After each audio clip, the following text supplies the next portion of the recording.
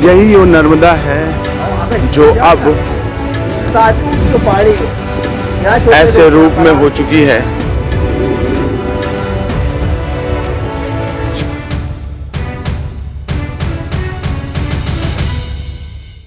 ये 17 सितंबर को लाई गई घटना है जिसमें पानी रोक दिया गया और अचानक बहुत बारिश भी होने लगी और वो किसी ओकेजन की वजह से छोड़ दिया गया और उस पानी के छोड़ देने से ऐसी त्रासदी भी हुई कि सैकड़ों मकान जमींदोज हो गए।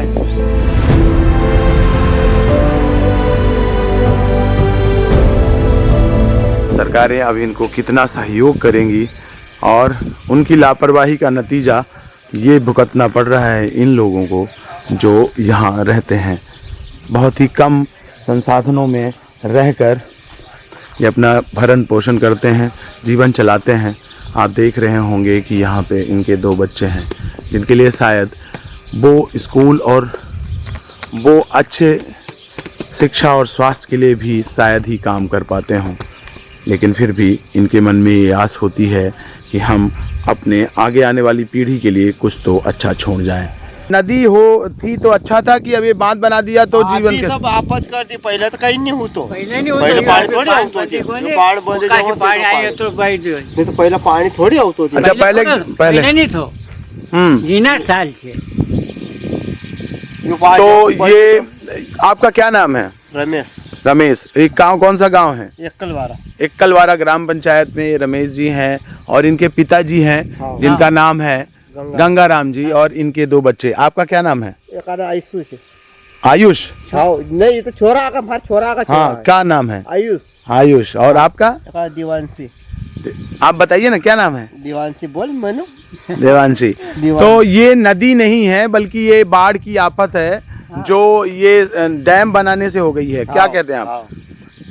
तो ये जो आंदोलन चलता है नर्मदा बचाओ आंदोलन, जिसमें मेधा पाटकर जी भी बहुत काम की, उसके बाद भी ऐसी स्थिति है यहाँ की सरकारें अभी भी नहीं सुन रही। क्या कहते हैं आप लोगों को मुआवजा मिला? कहाँ मिलियो इस त्रासदी के बाद? कहीं नहीं मिला, अभी खाली डूब का मिला खाली। वो आसन ठिकरा हुआ इनका। कितना मिला डूब का? 8-8 हजार। 8-8 हजार। और 8 हजार आपका क्या क्या नुकसान हो गया? बहुत सारी चीजें चली गई होंगी, एक पूरा घर उजड़ गया। वही गो सुखलो, वही गो आसन भी वही गा ना पाई करा, सब कुछ नुकसान हुआ। पलंग उतार दो तो वो भी सब गड़ेगा, पानी में भरेगा। तो ये घटना कब हुई, किस दिन की बात है? कितना दिन होगा? 2-1 महीना होगा। सितंबर की बात बताते हैं, सितंबर की। अचानक रात में पानी आ गया। रात में 6 बजे आयो। सुबह इतना गाड़ी चढ़ना मंडा 6 बजे लगता था बनना में आई को पानी।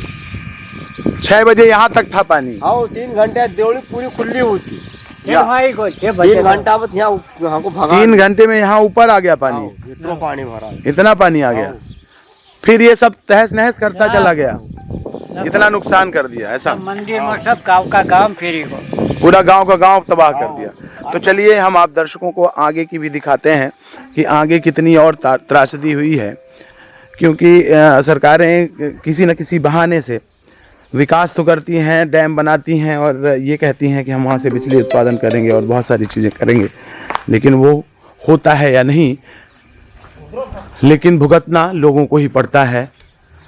अमेरिका जैसे विकसित देश और बहुत सारे विकसित देश अब इस ओर हैं कि अब वो अपने देशों से डैम उजाड़ कर फेंक रहे हैं, क्योंकि नदियों का बहाव और नदियां अपने स्वाभाविक और नैसर्गिक रूप में रहेंगी तो वो ज़्यादा उचित होगा इस पर्यावरण के लिए।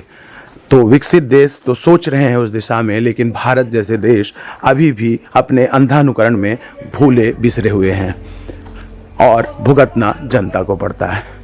आप देखें इस तरह की त्रासदी भी आती है जब लोग अपने घरों में सो रहे होते हैं और अचानक ही मानव निर्मित किसी प्रकार की आपदा उन्हें घेर लेती है।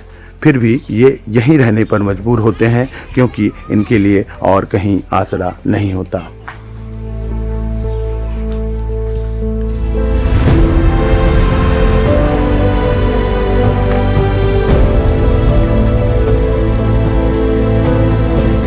शहर की चकाचौंध शायद आपको आकर्षित करती होगी, लेकिन यहाँ की मलिन मिट्टी में धुरसित जीवन भी इन्हें रोज सताता है। कुछ इनके बारे में भी सोचा जाए और जनता ये प्रयास करे कि सरकारें कम से कम इन लोगों की भी सुने और ये लोग भी एक बेहतर जीवन गुजार सकें और समाज में इनके भी बच्चे अपना मुकाम पा सकें। तब होगा इस देश का विकास और तब बन पाएगा ये देश विश्वगुरु। कि ये नर्मदा का क्या लेवल है अभी वर्तमान में यहाँ पर? अभी तो 35 के आसपास होगा, 35 के आसपास। 135। और अभी कितने में त्रासदी आई जब 142 के आसपास ये हुआ? 43, 143 कर दिया अचानक। 43। तो आप 38 ये लगभग के बाद में 4 साल तक नहीं आया है। जहाँ था यहाँ पानी था तो यहीं रहा, हाँ 19 से 22 तक, और ये 23 में इतना हो गया 43। तो ये चेतावनी आप समझें कि 143 कभी भी आगे किया जा सकता है। आप हाँ, लोगों को हाँ, वो तो- अब ये गांव छोड़ना होगा और आप अपने नहीं, अब नहीं, बसाए उनका नए तो बसाए हुए गांवों में जाएंगे। उनका तो यही प्रावधान है। लेकिन आप लोग छोड़ना नहीं चाह रहे हैं अपना गांव। नहीं, छोड़ना तो चाह रहे थे पर हमारे को उचित मुआवजा तो दे। अभी तक क्या ये लड़ाई लड़ी जा रही है? अभी तक भी आप लोगों को उचित मुआवजा नहीं मिल पाया? हाँ, तो हम 19 घर वाले थे ऐसे ही बैठे हैं, अभी तक नहीं मिला आपको? नहीं मिला, कुछ मिला ही नहीं। नहीं, कहीं से कहीं तक एक नया पैसा नहीं। तो क्या आप यहाँ के निवासी नहीं थे? तो हम थे पर आंदोलन करने वाले थे हम। 19 ने नहीं लिया, उनने नजरिया सरिया किया, यहाँ ये 2 लाख 1.5 लाख ऐसा दिया। अब ये इतने में क्या होता है, मकान बनता है। लगभग कितने साल पुराना आपका ये गांव रहा होगा? कितने साल का तो गांव रहा? 1235 के आसपास का था। 1235 के आसपास ये गांव बसा हाँ, हुआ। संवत 1235 के आसपास। संवत 1235 से इतना गांव। पुराना। हाँ, हमारे पूर्वज आए थे, बड़ा बड़दा और एकल बारा। और ये स्टेट तरफ से जागीर भी दे रखी थी 40 गांव की। 40 गांव में 12 गांव यहाँ एकल बारा के पास थे और 28 गांव बड़ा बड़ा। तो आप जो बता रहे हैं कि अभी 12 लोगों को जो नहीं मिला है मुआवजा, 19 लोगों को, तो फिर आप लोग क्या करेंगे अभी? और आगे क्या आप लोग कदम उठाने वाले हैं? आगे क्या, आगे और लड़ेंगे नहीं, मुआवजा तो लेंगे, मुआवजा भी नुकसानी भी ये भी सब हो। भाई अभी तक लड़ते रहे तो कोई छोड़ने वाले थे नहीं।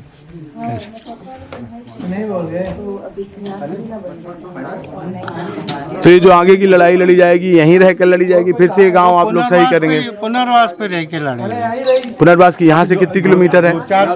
आपने वो टर्न लिया कि नहीं अभी? हाँ। यहाँ के लिए हाँ, सामने वही पुनर्वास है। सामने पुनर्वास। हमने पुनर्वास की। अच्छा, ये बच्चे हैं, ये कितनी दूर यहाँ से पढ़ने जाते हैं? ये बड़वानी आप जाते बड़वानी जाते हैं। और गांव के बच्चे कहाँ जाते हैं यहाँ हैं। पढ़ने? सब बड़वानी, गनपुर, सिंघाना, आजादी। किलोमीटर से लगा के 25 किलोमीटर हमसे 8-10 स्कूल की गाड़ियाँ आती है, सब अपनी अपनी चॉइस के हिसाब से बच्चे जा रहे हैं। यहाँ भी आती थी और वहाँ से जाते रणपुर है, बड़वानी। इस पूरे गांव में लगभग कितनी जनसंख्या रहती थी बाबूजी? अभी बाद में हम 450-500 के आसपास ही रह गए थे। बाकी तो ये 19 में ही हटा दिए थे निचली बस्ती। निचली बस्ती को 19 में ही हटा दिया। तो जैसे 16 सितंबर की बात है तब कोई जानकारी ही नहीं दी गई और अचानक जब पानी भरने लगा तो आप लोग कहाँ गए? पानी अचानक क्या, पानी बस ये अपन आए, वहाँ से आए, यहाँ खड़े रहे, इतनी देर में तो यहाँ गलियों में पानी हो गया।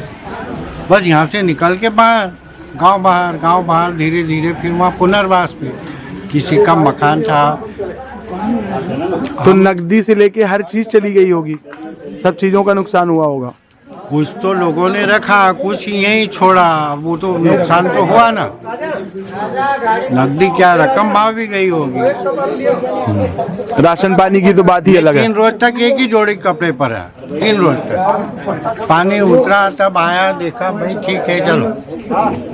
आप इसका मुआवजा दे चुके थे या पुनर्वास कर चुके थे, आप ऐसा मानते हैं कागजों में, जबकि अभी भी लोग कह रहे हैं कि 19 लोग तो एकल बारा गांव के ही हैं जिन्हें आज तक मुआवजा नहीं मिल पाया है। तो खैर, सरकारें अगर इस तरीके से सोचती हैं कि हमने अपना काम पूरा कर दिया तो उन्हें कम से कम चेतावनी दे देनी चाहिए कि अब हम डैम में पानी भरने वाले हैं और आप लोग अपने पुराने आवास को अब छोड़ के दूसरे पुनर्वास वाली जगहों पर जाएं, जिससे हम अपना काम पूरा कर सकें। लेकिन वो तक नहीं किया जाता और ना ही किसी को बताया जाता कि आप इसे छोड़ें, जिससे आगे जो होने वाली त्रासदी है उससे उनको बचाया जा सके। कम से कम जन माल का नुकसान हो, कम से कम संसाधनों और कम से कम चीज़ों का नुकसान हो।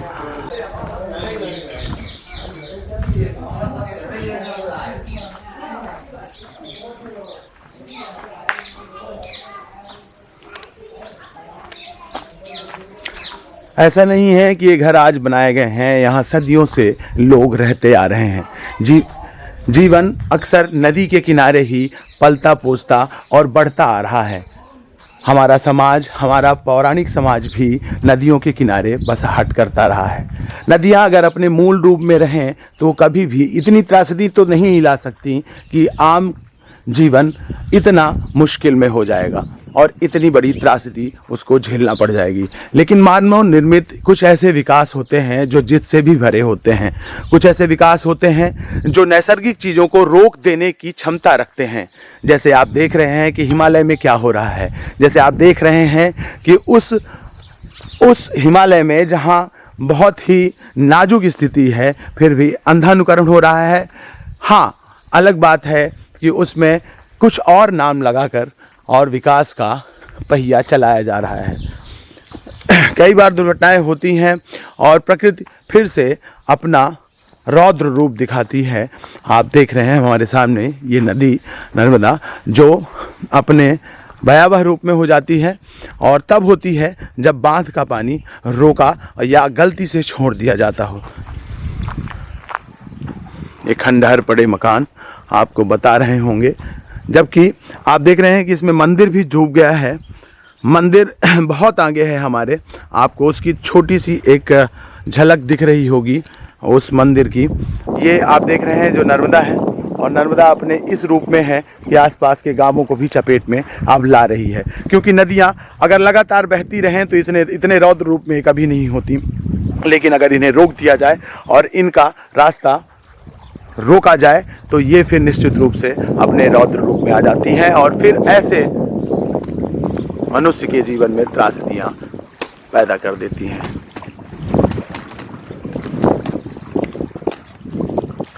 एक बात और आपसे कहना चाहूँगा कि ये जो पानी है ये लगभग अब भरे हुए, सितंबर की बात है, सितंबर से लेके सितंबर, अक्टूबर और नवंबर के बाद अब दिसंबर चल रहा है। लगभग 3-4 महीने हो गए और अब ये पानी पीने लायक भी नहीं बचेगा।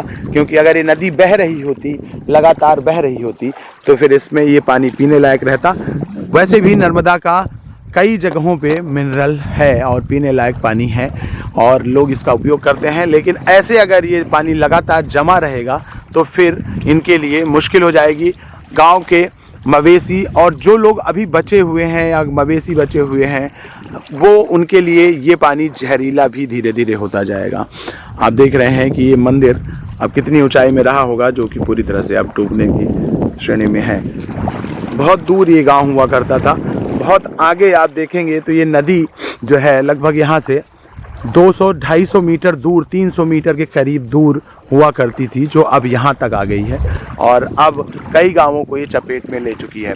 जो हमने 3 दिनों में यहाँ पे काम किया है तो हमने जाना कि 193 गांवों को इस नदी ने, नर्मदा नदी को रोक देने से, जो ये 2 डैम बने हुए हैं, बड़े डैम, उसकी वजह से 193 गांव तो यहीं मध्य प्रदेश में ही प्रभावित हो चुके हैं। और धीरे धीरे अगर अभी 139 मीटर पानी भरा जा चुका है सरदार सरोवर और इन जगहों पर, तो 139 मीटर की अगर क्षमता दे दी गई है और 142 तक की उसकी पूरी क्षमता है। अगर ये पानी भर दिया जाएगा तो आप सोचिए कि 3 मीटर पानी और बढ़ने से और कितने गाँव डूब जाएंगे और इनका जीवन अब कितना और मुश्किल होता जाएगा। सहयोगी शिवम और कुफरान के साथ रविशंकर, बिहार संवाद।